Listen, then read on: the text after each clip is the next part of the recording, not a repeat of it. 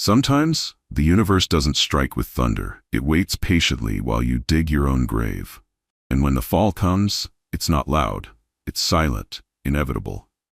He humiliated his pregnant wife in front of his friends, laughing at her unemployment, never realizing that by tomorrow, he'd learn the hard way that betrayal and greed always come with a price. The air buzzed with the hum of conversation, the clinking of glasses, and the occasional burst of laughter from the dining area. The scent of expensive cologne, grilled lamb, and aged bourbon filled the space, mixing with the faint trace of Madison's vanilla perfume as she stood near the bar, her fingers wrapped around a crystal glass of water. She wasn't drinking, of course. 7 months along now, her belly a soft curve beneath her navy-wrap dress. She had long since grown used to passing up the expensive wines and liquors that filled their home bar. She had also grown used to nights like this. Alec holding court, his voice just a little too loud, his jokes a little too cruel, his confidence stretching far beyond its limits. He looked every bit the charismatic entrepreneur, a man who knew how to command attention. His colleagues, men who thrived on dominance, power, and luxury, leaned in whenever he spoke, eager to laugh, eager to agree. "And let me tell you guys," Alec said, flashing a grin, "marriage, it's a hell of a deal. If you play it right," he added, gesturing vaguely toward Maddie without looking at her. "I mean, look at my wife. She's got it easy. No stress, no deadlines, just hanging out at home relaxing all day." Laughter rippled through the table. Maddie tightened her grip on her glass, her jaw locking for half a second before she forced herself to take a slow breath. She had mastered this reaction by now, this quiet, practiced stillness. She knew exactly how to hide the sting, exactly how to let the words roll past her without letting them stick. One of Alec's colleagues, a broad-shouldered man with slicked-back hair, smirked and took a sip of his drink. "So what does Madison do these days?" he asked, his voice carrying just enough condescension to make it clear he already assumed the answer. Alec leaned back, shaking his head with mock sympathy. "Oh, you know," he said, dragging out the words. "She's taking it easy these days. Pregnant, you know. It's her full-time job." Another burst of laughter. Someone raised their glass. "Must be nice," one of the men chuckled. "Wish I could get paid to nap and eat ice cream all day." "I could get paid to nap and eat ice cream all day." Maddie swallowed. The water in her glass felt heavier somehow, colder against her palm. She had learned long ago not to react, not to give Alec the satisfaction of seeing whether his words landed. He never said these things in private. Oh no. He saved them for moments like this, when he had an audience, when he could make a spectacle out of her. She turned slightly, pretending to adjust the bracelet on her wrist, stealing a glance at Alec from the corner of her eye. His face was relaxed, smug, his hand resting lazily against the arm of the chair. He looked so sure of himself, so certain of his place in the world, so convinced that she was nothing more than an accessory to his success. The irony of it all nearly made her laugh. Her entire world, the home they lived in, the luxuries he flaunted, the very job that paid for the bourbon in his glass, was built on her empire, her intelligence, her power. And yet in this moment, in this room full of men who thrived on ego, he had reduced her to nothing. A woman with no job, no ambition, no worth beyond the child she carried. Alec turned toward her suddenly, a lazy grin pulling at his lips. "Hey babe," he called, waving her over as if she were a waitress. "Why don't you come say something? You've been awfully quiet over there." Madison lifted her chin, her smile small and unreadable. "Just listening," she said smoothly. Didn't want to interrupt all the wisdom. The sarcasm barely registered with him. He just smirked and turned back to his friends. "See? She knows how lucky she is." Someone nudged his shoulder. "Seriously, man, you've got it all. Gorgeous wife, a baby on the way. Big promotion coming up." Madison didn't miss the way Alec's chest puffed just slightly at that last part. "Yeah," he said, swirling the bourbon in his glass. "It's a lot to handle. The bills, the mortgage, the baby, it's all on me." The friend must have said something back, because Alec laughed again, lower this time. "I mean, I can't carry Maddie forever. After the baby, she's gonna have to get off her ass and do something." Madison's breath caught in her throat. Alec kept talking, oblivious to the fact that his entire world was shifting. In that moment, she knew. These men, they knew their type. They had no idea the woman standing in the room with them had built something greater than any of them ever could. She wasn't just a wife, wasn't just pregnant, wasn't just someone living off her husband's generosity. She was their boss. And tomorrow, they would all find out exactly what that meant. Before we dive in, let me know where you're watching from, and if you believe that karma always finds its way, be sure to like this video and subscribe for more stories of justice served. Madison sat in the dim glow of the nursery, her hands resting on the curve of her belly. Alec was still in the dining room, laughing with his friends, probably pouring himself another drink, basking in the attention he thought he had earned. She let out a slow breath, tracing small circles over her belly, grounding herself in the moment. This wasn't just about revenge. This was about something bigger, something she had seen coming for a long time. She thought back to the day she met Alec. How simple everything had seemed back then. She had just finished a late meeting at Northstone Holdings, slipping out of the boardroom with the kind of exhaustion that came from making multi-million-dollar decisions while pretending they didn't weigh on her. She had needed coffee. Something strong, something to push her through the next round of negotiations, and that was when she saw him. Alec had been standing outside the cafe near her office, talking animatedly on the phone, grinning like he had just won the lottery. He was younger then, a little rough around the edges, but full of energy, full of ambition. She had stepped inside, ordered her coffee, and before she even turned around, he was there, flashing that easy, confident smile. "Rough day?" he asked, nodding toward the way she had been rubbing her temples. "You could say that." He had leaned in a little, lowering his voice like he was letting her in on a secret. "Let me guess, terrible boss, too many deadlines? I hear freelancing is the way to go." The words had hit her harder than they should have. Maybe it was the exhaustion.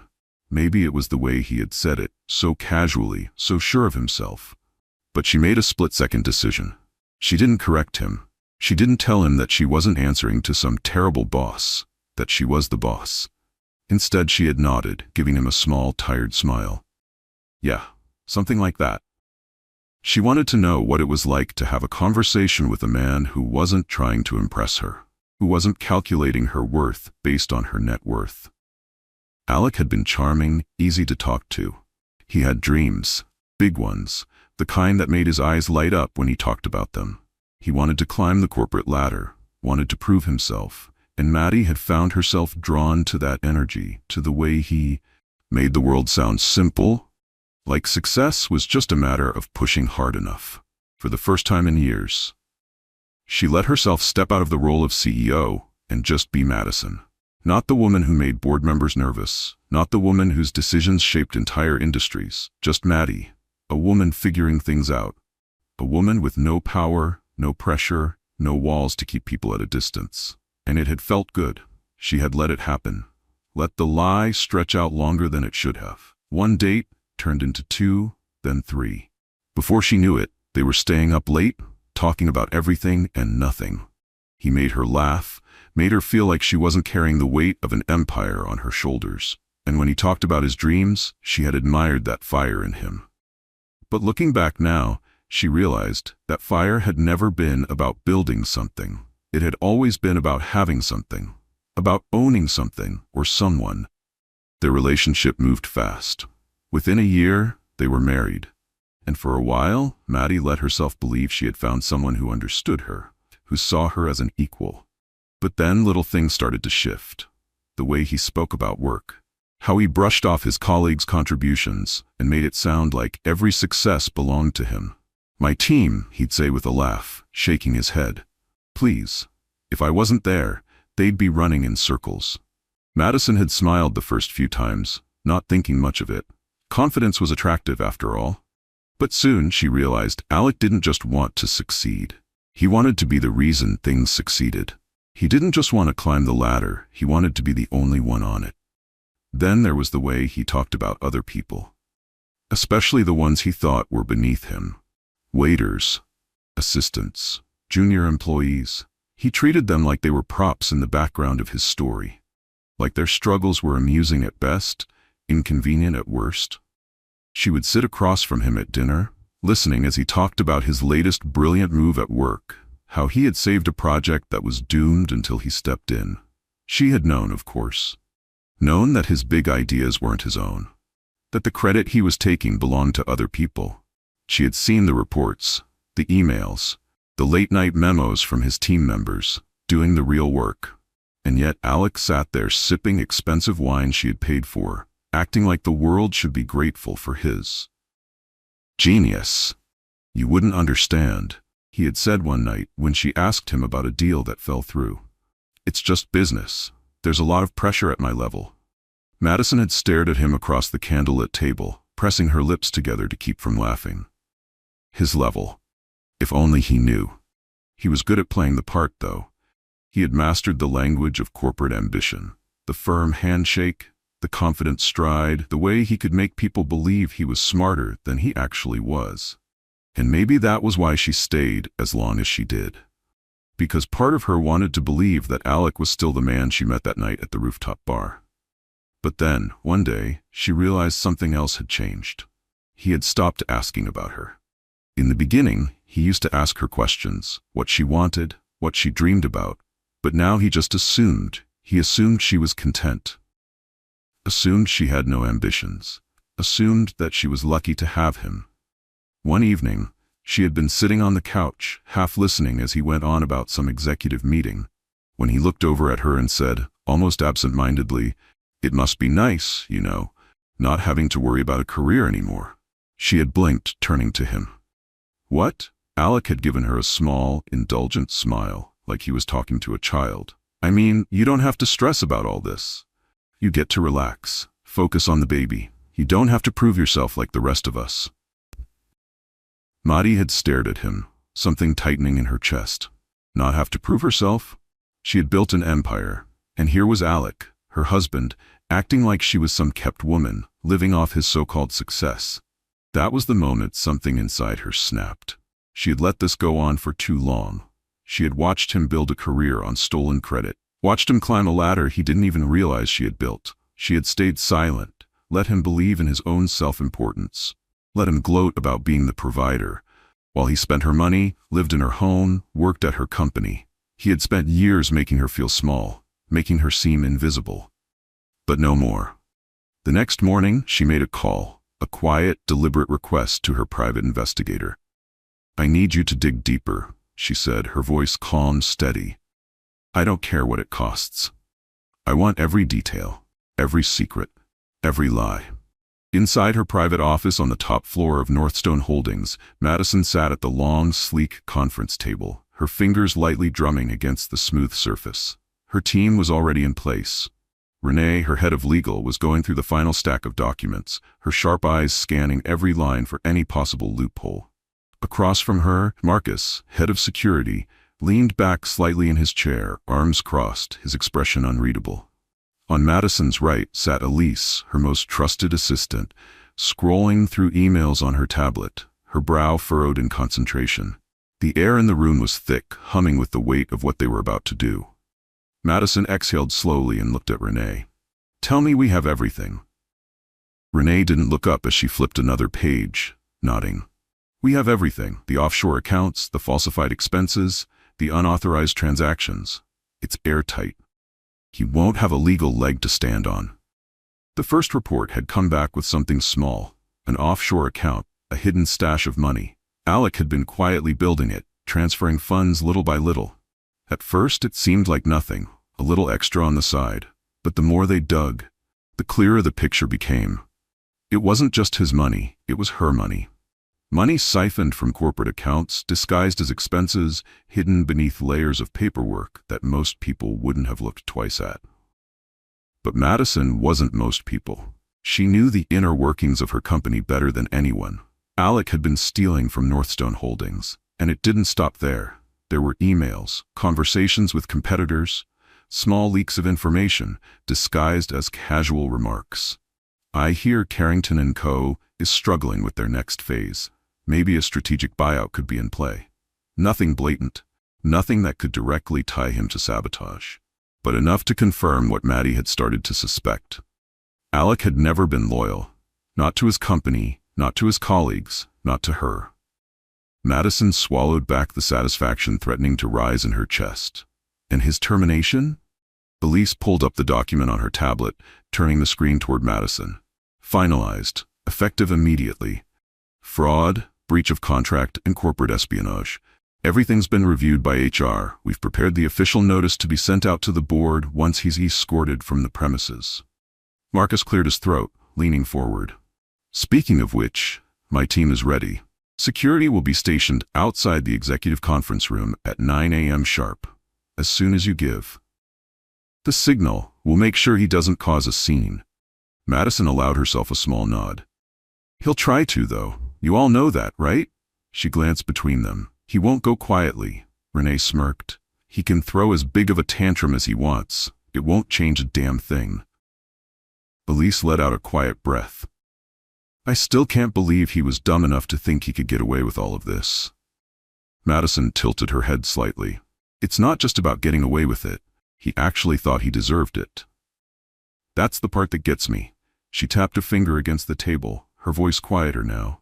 He spent the last 3 years rewriting reality in his favor. In his mind, he's the hero of his own story, the provider, the self-made man, the one taking care of the fragile, dependent wife who needs him. She let out a small, humorless laugh. And tomorrow, he's going to wake up thinking it's just another day. Elise scoffed. He's going to lose his mind when he realizes what's happening. Renee shut the file in front of her with a sharp snap. And I can't wait to watch it. There was a brief silence before Marcus spoke again. You're sure you want to do this yourself? Madison looked at him. Absolutely. You don't have to, he continued, his tone careful. Even if you want, we can handle it. Deliver the papers, escort him out, let him figure out the rest on his own. Maddie shook her head. No, he needs to see it. He needs to hear it from me. After everything he's said, everything he's done, I want to be the one to take that last piece of power away from him. Marcus gave a slow nod of approval. Then we'll be ready. Elise glanced at the time on her tablet. It's almost 1. Do you want us to stay and go over anything else? Madison took a deep breath and stood, rolling her shoulders slightly. No. We've covered everything. She glanced at Renee. File the final report and have the board on standby for an emergency meeting right after. We'll need their signatures to finalize the official separation. Renee nodded. Consider it done. Madison turned to Marcus. Brief security again in the morning. Make sure every floor is covered. I don't want him trying to sneak into his office or destroy anything on his way out. Already on it. Elise hesitated, then leaned forward slightly. Maddie? She paused, choosing her words carefully. Are you okay? Madison stilled for a moment, then let out a quiet exhale, offering Elise a small smile. I will be. The room fell silent again. But it wasn't tense. It was steady, resolved. They all knew what tomorrow meant. One last time, Madison glanced at the termination papers on the screen. She reached for her phone, scrolling to the last text message she had sent Alec earlier that evening. Don't wait up for me. Big day tomorrow. A fitting last warning. Alec stepped into the sleek, glass-walled boardroom with the confidence of a man who believed he was untouchable. He adjusted the cuffs of his expensive suit, his polished shoes clicking against the marble floor. His reflection flashed in the long, polished table as he strode in, flashing a grin at the room full of executives, ready to hear the news he had been waiting for. Today was his day. He had been expecting this meeting for weeks. Subtle nods, casual mentions, the way his superiors had started treating him with just a little more deference. He had worked for this. He had played the game, shaken the right hands, taken credit where it was needed, stepped on whoever he had to in order to get here. And now he was about to be promoted to senior vice president. The thought sent a rush of satisfaction through him as he ran a hand over his tie, straightening it as he stepped forward. Then he saw her. Madison. She was standing at the head of the table, calm, composed, dressed in an elegant but severe black suit. She looked like she belonged there, like she had always belonged there. His smirk faltered for just a second before he caught himself. Maddie, he said, chuckling as he took a few steps closer, glancing around the room. What are you doing here? No one laughed. No one smiled. Something was off. The energy in the room wasn't what he had expected. The usual relaxed arrogance of his colleagues had been replaced with something colder, something unreadable. The air was heavy, thick with something he couldn't quite place. Madison didn't move. She didn't smile. She didn't soften the way she usually did when he walked into a room. Instead, she looked him straight in the eye and said, "Alec, you've been stealing from this company." Silence. Alec blinked, his mind scrambling to make sense of the words. He let out a small laugh, shaking his head. "What?" "As of this moment," Madison continued, her voice steady, "you're fired." The words hit him like a slap. Silent. The only sound was the faint hum of the city beyond the floor-to-ceiling windows, the distant noise of an office that was still moving, while his world came to a halt. Then she moved, sliding a thick folder across the table toward him. It landed with a soft but heavy thud, and for the first time in his life, Alec felt something sharp and unfamiliar twist in his chest. Fear. He stared down at the folder, his hands frozen at his sides. Madison tilted her head slightly. "Go ahead," she said, her voice smooth, almost amused. "Open it." Alec hesitated. He didn't want to, didn't need to. He already knew, somehow, some way, she knew. But he couldn't just stand there.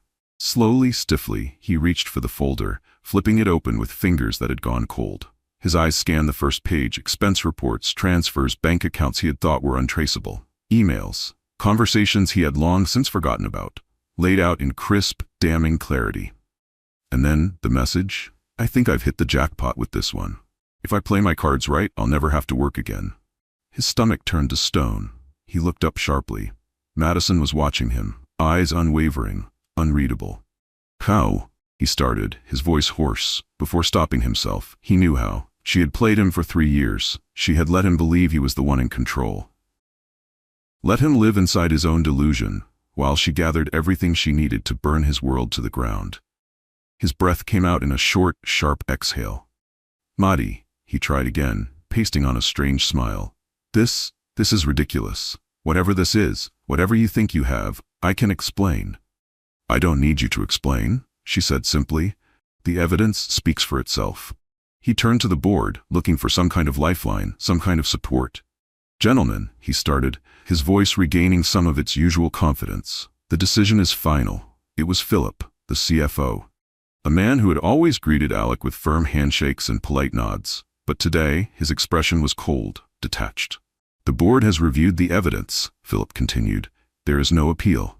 Alec's pulse pounded in his ears. He turned back to Madison, his expression darkening. "You can't do this," he said, his voice lower now, more dangerous. Madison smiled then. "Just barely."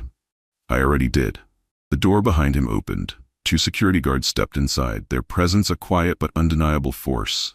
One of them, a tall man with a firm stance, nodded toward Alec. "Mr. Bennett," the guard said, voice professional, almost too polite. "Please come with us." Alec didn't move. He was still processing, still fighting against the reality of what was happening. He clenched his jaw.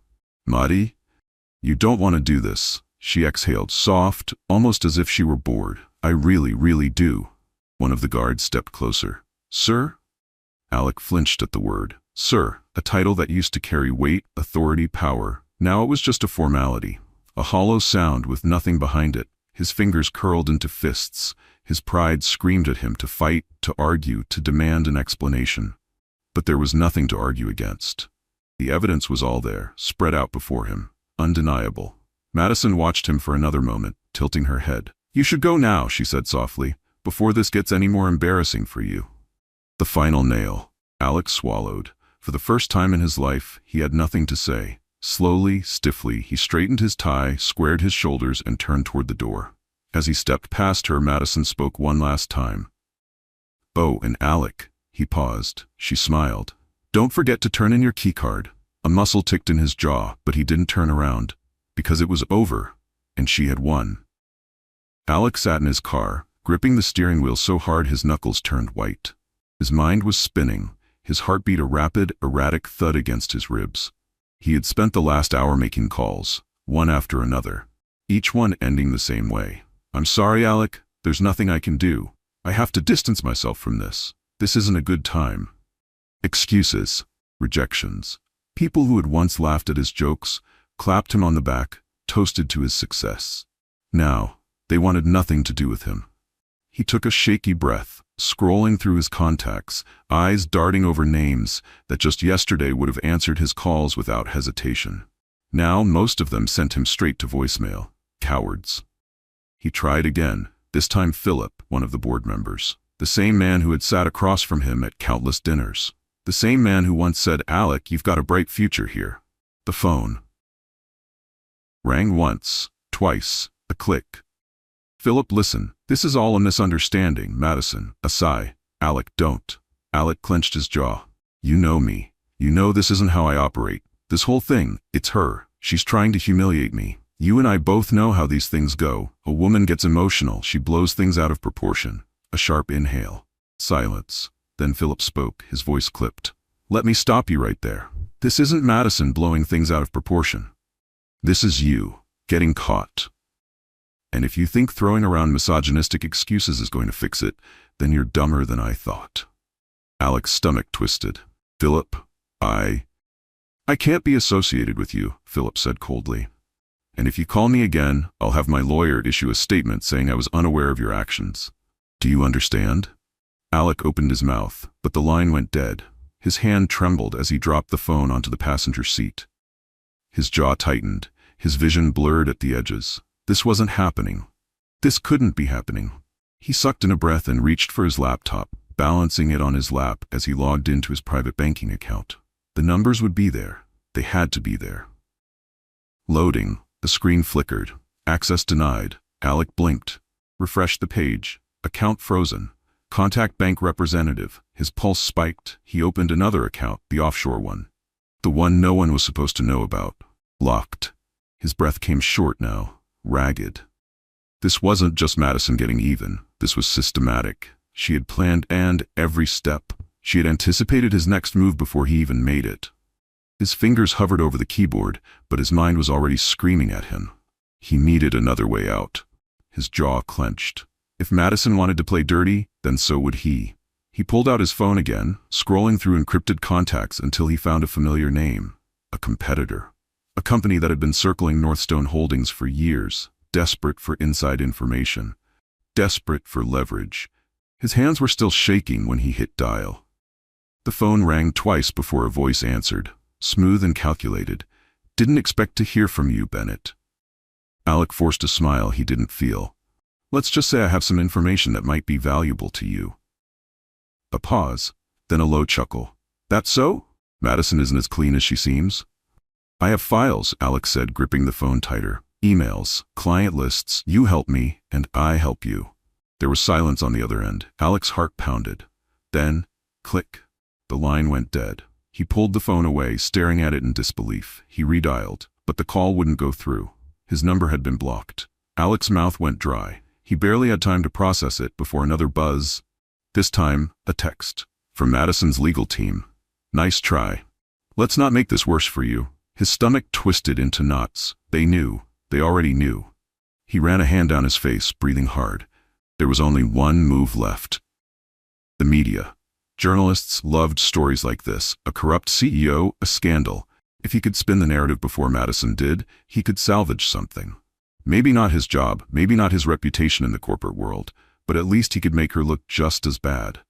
He scrolled through his contacts again, finding the number of a reporter who had covered corporate scandals before, the kind who didn't care about facts as long as the headline got clicks.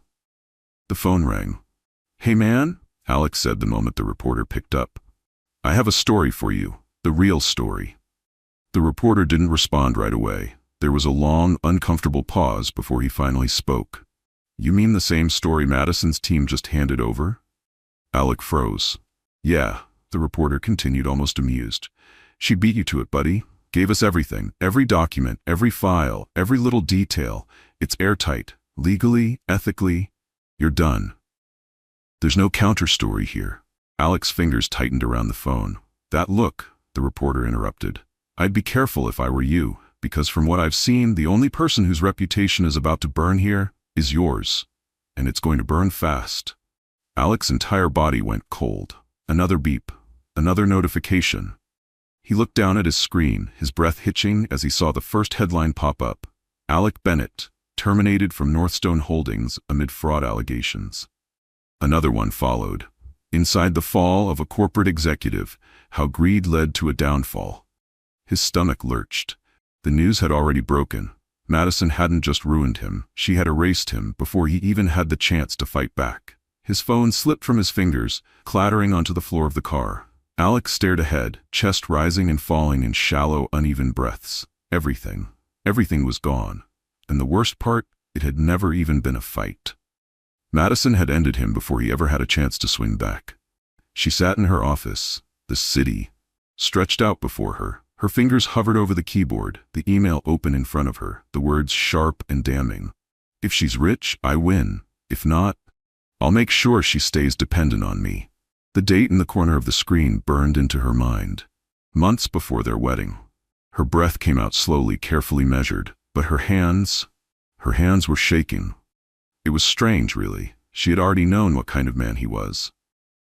Had already seen the truth laid out in bank statements, fraudulent transactions, whispered meetings behind closed doors. She had already accepted that Alec was selfish, that he was a liar, a thief, a parasite clinging to power he had never actually earned. But this was different. The way he had looked at her, spoken to her, touched her, the way he had held her hand across the dinner table, leaned in to whisper in her ear at parties, kissed her forehead in the morning before heading off to work. Every "I love you," every "I've got you, babe." A calculated lie. She closed her eyes, but the memories kept coming.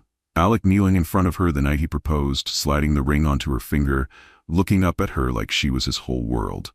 Alec pulling her into his arms after their wedding dance, murmuring, "We make a hell of a team, don't we?" Alec resting his hand on her stomach when she first told him about the baby, grinning as he said, "You don't have to worry about a thing. I've got us." She had believed him. For years she had told herself there was something good buried beneath his arrogance. She had explained away the little things, justified the moments of condescension, excused the dismissive words, convinced herself that his love was real. But no, he had never loved her, not really. He had chosen her the way a businessman chooses an investment, calculating the risks, weighing the benefits, deciding that whether she was rich or not, she would be useful to him. Her throat felt tight. She glanced back at the screen, rereading the words, making sure she wasn't imagining them. If she's rich, I win. If not, I'll make sure she stays dependent on me. Her hand curled into a fist, nails digging into her palm. She had never been dependent on him. Not for a single second, but he had wanted her to be. He had wanted her small, weak, trapped in a life where he was the provider, where he had the power, where she needed him. He had planned for that.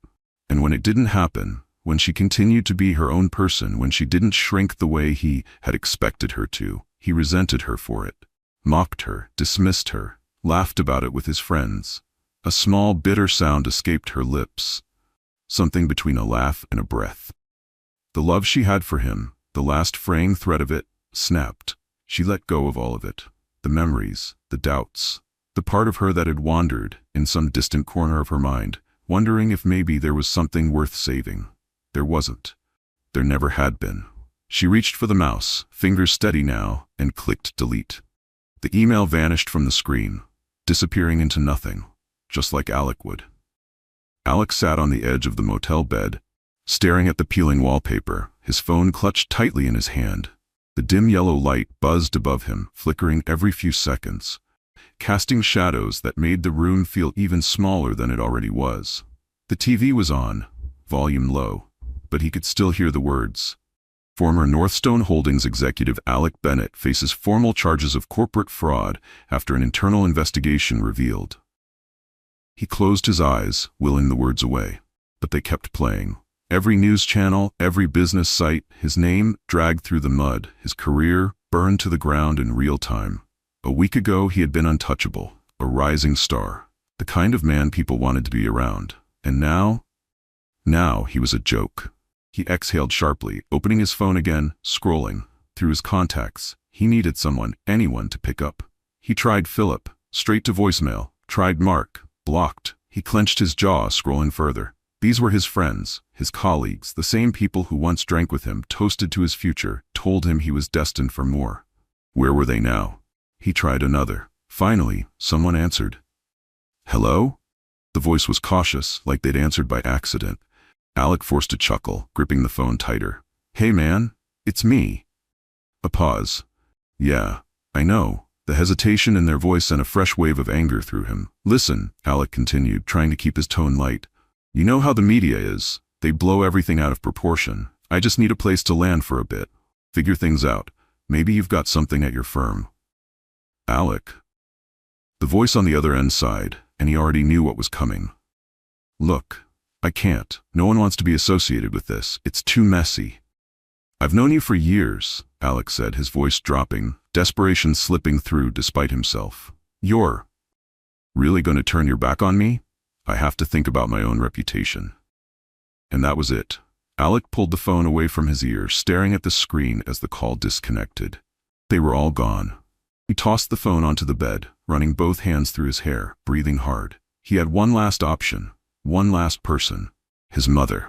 His hands felt numb as he dialed, chest tightening as it rang once, twice. Then, she answered. Alec? He almost sagged in relief. Mom, thank God. I need to talk to you. A beat of silence. I saw the news, she said. Alec swallowed. It's not what it looks like, okay?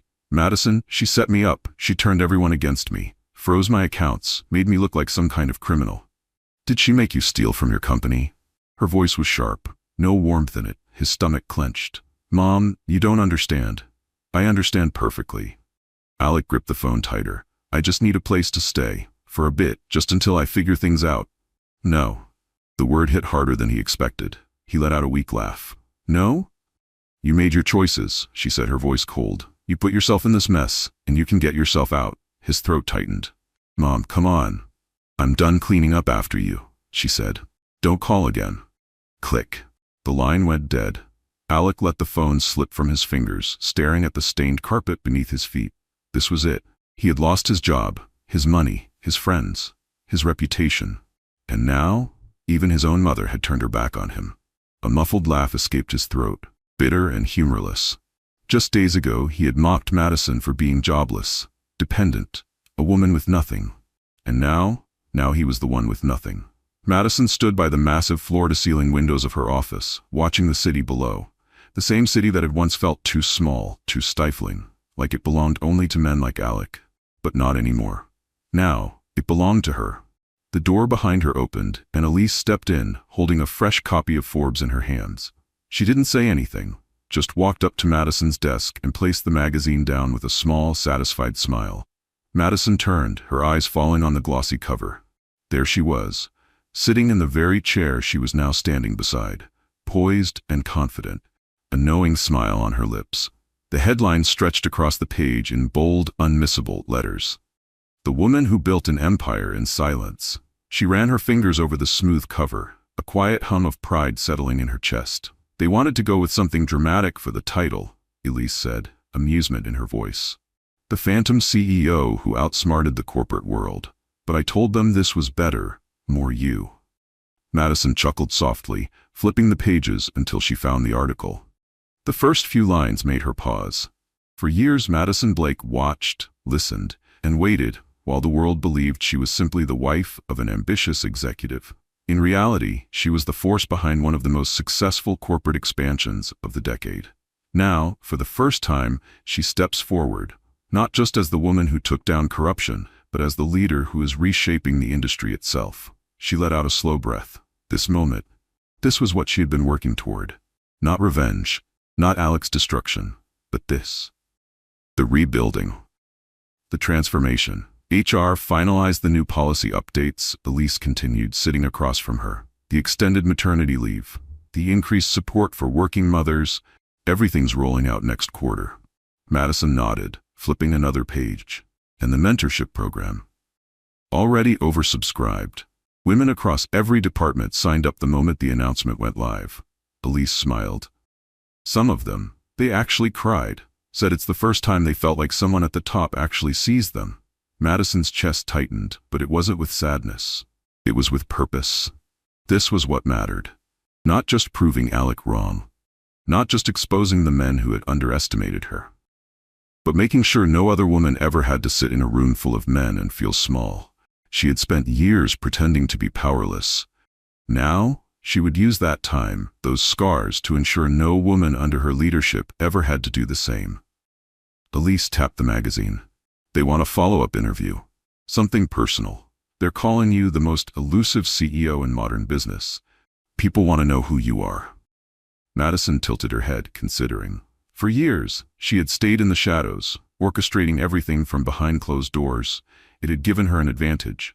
But now, she wasn't hiding anymore. Set it up, she said, closing the magazine. Elise grinned. Already did. Madison let out a small laugh, shaking her head. She turned back toward the window, watching the city move below. Northstone Holdings was thriving. The toxic leadership was gone. The company was stronger, smarter, better.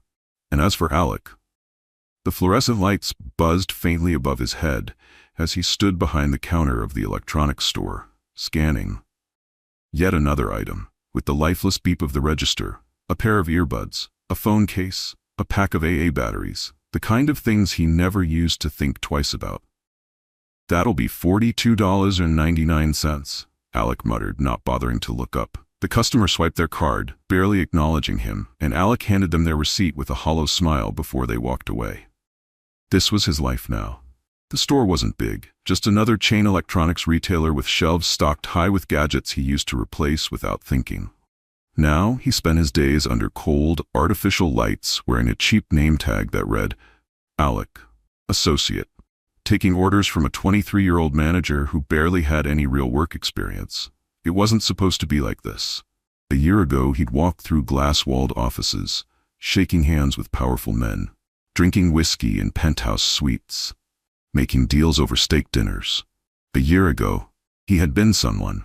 Now he had to ask teenagers if they wanted to add a 2-year protection plan to their purchases. His jaw tightened as he glanced at the line forming at the register. Another customer stepped forward, setting down a few items and a magazine.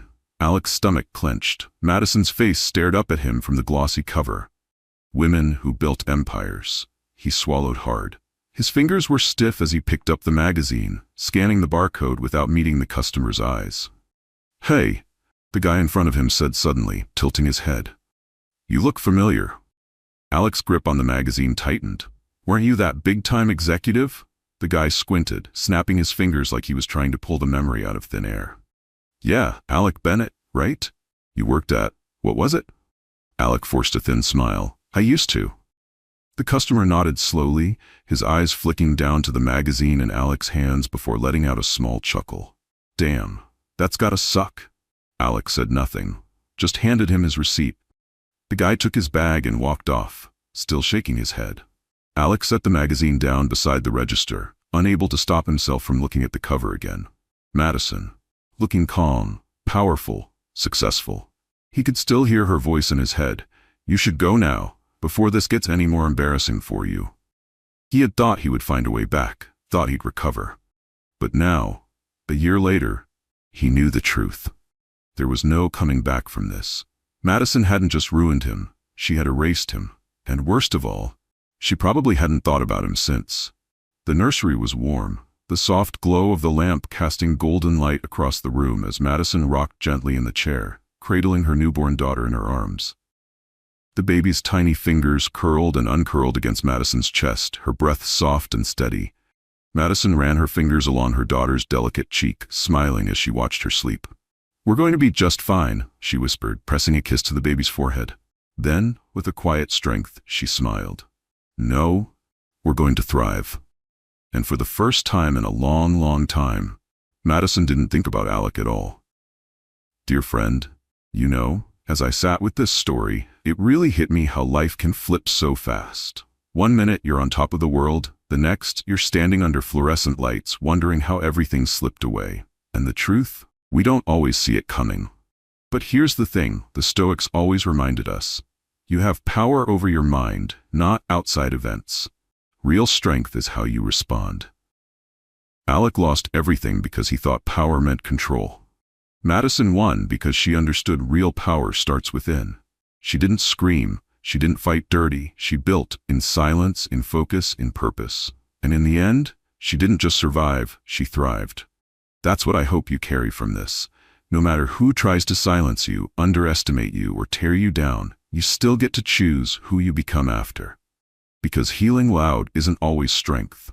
Sometimes power is quiet.